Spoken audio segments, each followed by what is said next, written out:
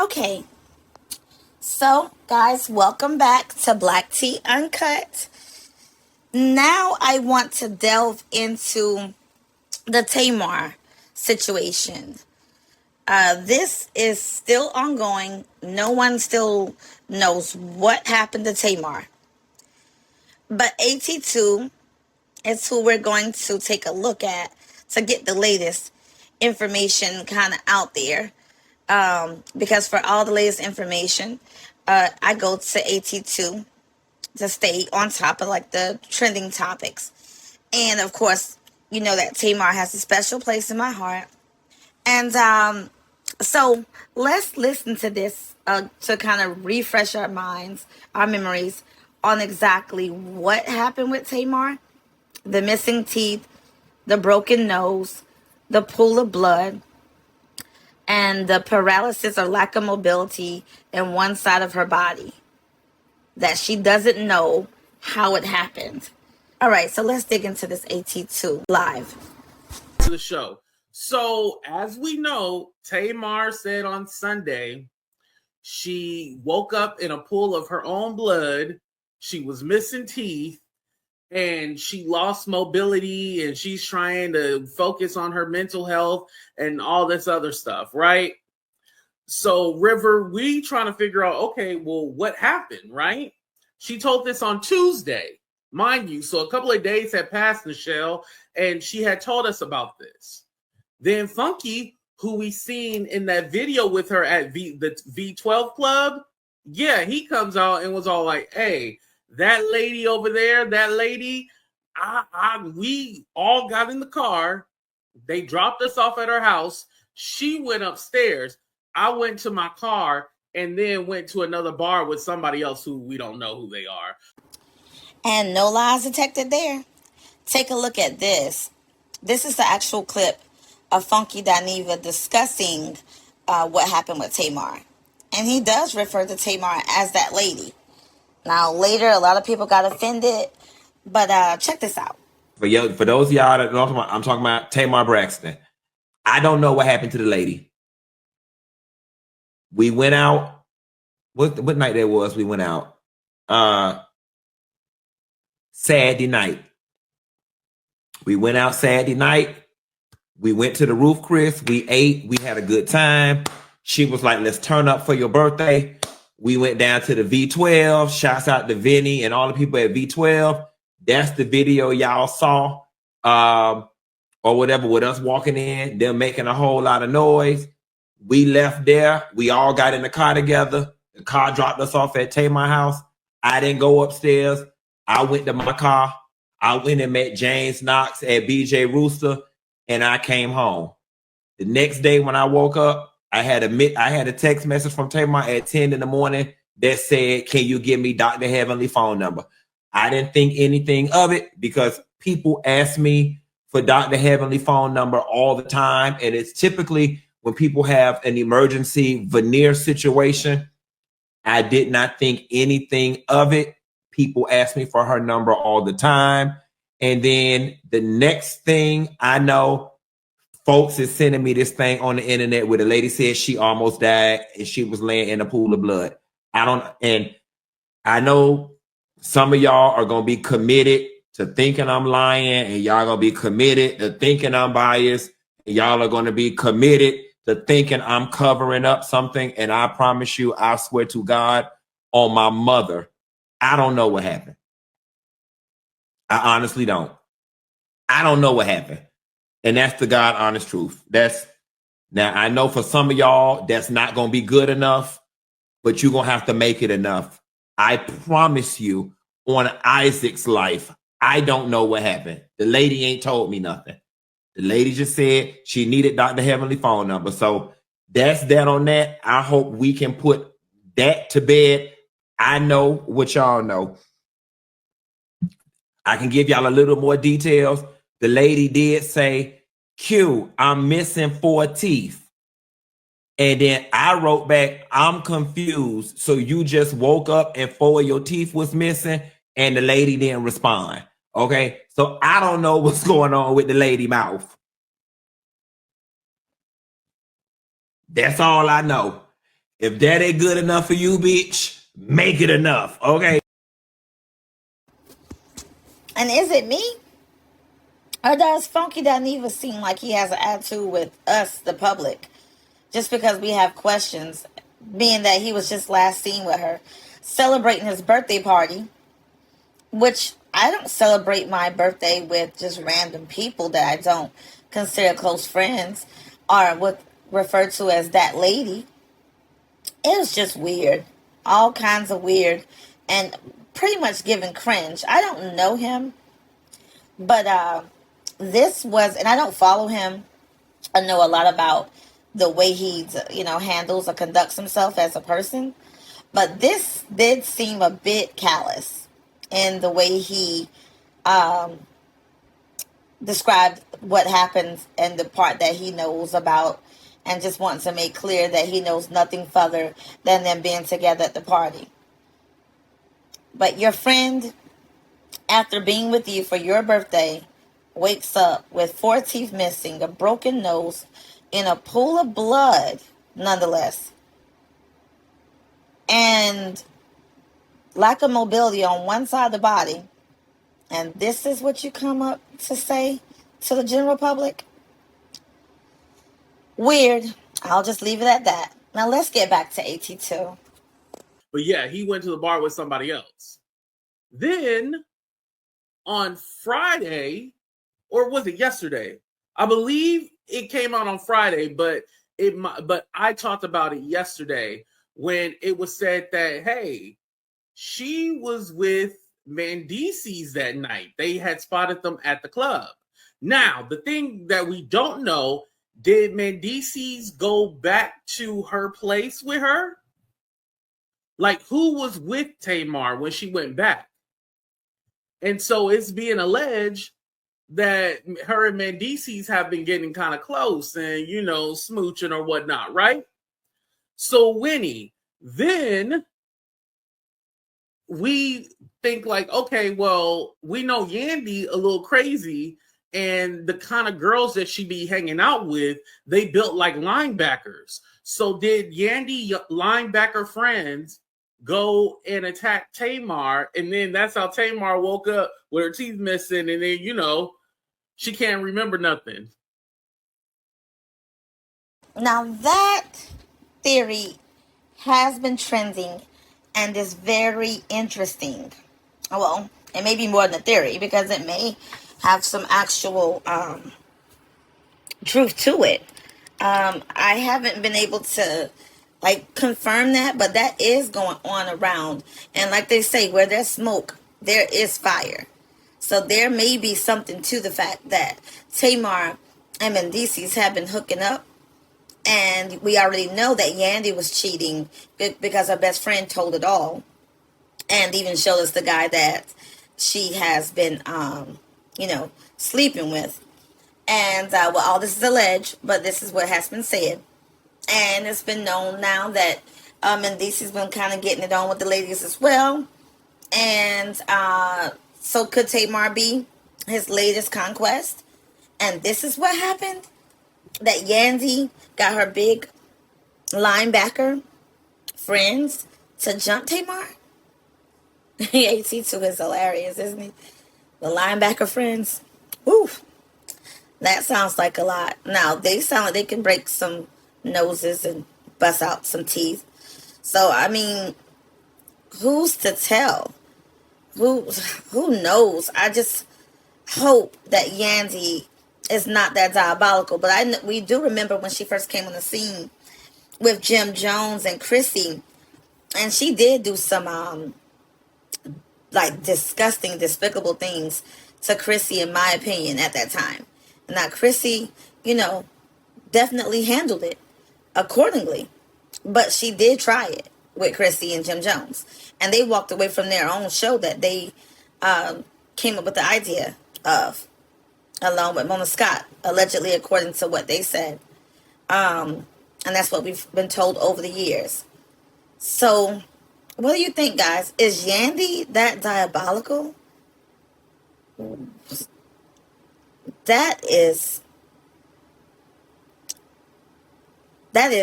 diabolical. I don't have any other word besides that. Because if that's your husband, good Lord, you don't have to go that far to do that. And if she did do it, I hope she's found out and held accountable legally by law. Because I mean, even though that's your husband, I mean, if you're both cheating, I mean, my goodness, you don't need to go that far. And I hope Tamar is okay. I really, really do. This is just sad all the way around, no matter what really happened. But let me tell you another theory that I have. Maybe two theories that I have. But let's get back to AT2 first. Damn, that's a beating right there. Allegedly. So we all confused what's really going on. And again, this happened on Sunday. Tamar announced it on Tuesday. Today is Sunday, and Tamar has not said anything. So will we find out anything on Tuesday? But, you know, Tamar been posting her subliminal, inspirational quotes. Listen, lady. Listen, we don't care about none of that. You need to tell us what's happening. So now, Denitria, I'm getting backlash because the people are saying, oh, AT2, how dare you get in that woman's business? Now, leave AT2 alone now. He's not getting in the woman's business. We all are. Anyone that knows Tamar is in this business trying to figure out and wondering what happened. And this is AT2's job. And he's really good at his job. And so therefore, don't come for AT2, please, because we need to find out what happened. I feel like this is Tamar's cry out for help. She probably doesn't know who to turn to, especially if she doesn't know what really, really happened. Maybe over time her memory may come back. I mean, we don't know what. Has she had memory loss somewhat as well? I mean, it sounds like it if she doesn't remember what happened to lead her into the state that she's in. So maybe, I mean, the memories will come back. Maybe she does know, but she's scared to say it, but she wants the public to be aware of what happened. I mean, so no, leave AT alone now. Let AT2 alone now. He is really good at his job, and this is what we all are trying to figure out. To be in the know of what's going on. I mean, she's in a very disgusting industry. She's in the music industry. And I don't care who you are. We all now know that the music industry is disgusting. Whether you want to believe everything that Jaguar Wright says, or you don't believe some, or you only believe some of it, or you believe others. By now, you know something is definitely wrong, though. Something is off with the music industry. And Tamar is a part of the music industry. So what's really going on? Back to AT2. Mind you, they're coming over to a gossip channel that's about gossip, saying that you're gossiping.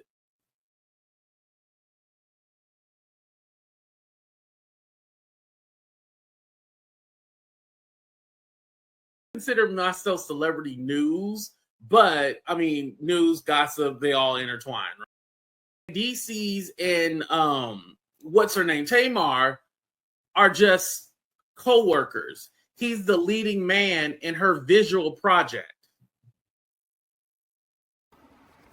Say what now?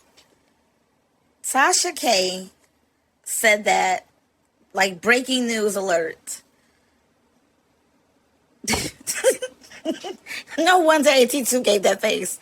Like, that sounds stupid. Seriously. So, Mendices is the leading man in a visual project that Tamar is putting out. Tasha K covering for somebody? I don't know. Maybe she's telling the truth. It's all alleged. Alleged. But that does sound a bit crazy. Because I never known Mendices to play nothing and nothing but on Love and Hip Hop. But you never know. Maybe Tamar was working on something. Maybe that's how they became close. But just because they have a visual project together, even if that were true, doesn't mean that something more didn't get created during that process. Back to AT2. And I've never known Mendices to act in any kind of movie or any kind of role. So what leading man did you, and I guess Funky is supposed to be in the lead in doing a cameo in this project that they're working on. That sounded like bullshit. And that also sounded like Yandy was probably DM and Tasha K trying to, get in front of the story and stuff like that. Because, every time a woman is flirting with Mendices and it's DM, it's quote unquote really her. All right, listen. What's up, Destiny? You there? Yeah, can you hear me? Yes, I can hear you. How you doing? I'm good. How are you? Good. Go ahead and sound off. I may have an unpopular opinion because I love Tamar. I do. But it's always something. It's always something. But I really truly do feel like she about to get this new constructive face coming out looking like Tommy Lee or Okay, guys, so I'm going to end it there because when I was basically telling you earlier that I had my own theory, I had two theories. That was the one that she brought up on the panel with AT2 just now, and saying that she thinks that maybe Tamar wants to do some surgery to her face. That did cross my mind. I'm not going to lie. But I don't think she would just make all this stuff up to do that. But that did cross my mind. Because Tamar has been doing a lot to her face and making a lot of changes. And maybe want to do something more dramatic. But I'm not going to say that that's it. But that thought, I will say, indeed crossed my mind. Okay, now my other thought or theory that I came up with was I know recently Tamar exposed that Toni Braxton, her sister, doesn't believe in the Bible. And I don't know if you've seen that clip. I'm going to try and find that clip now and see if I can upload that here.